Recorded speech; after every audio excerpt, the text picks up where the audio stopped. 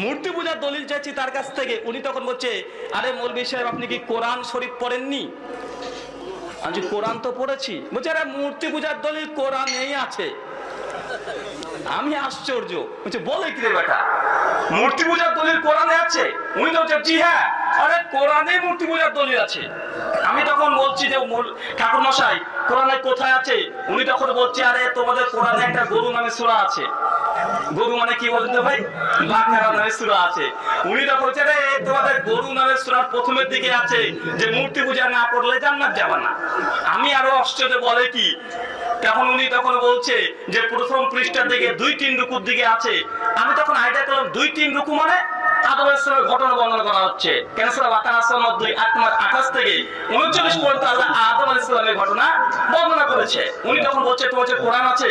জি অবশ্যই আছে। মোবাইলটা টুক করে দিয়ে দিয়েছে ওনার হাতে। উনি হাতে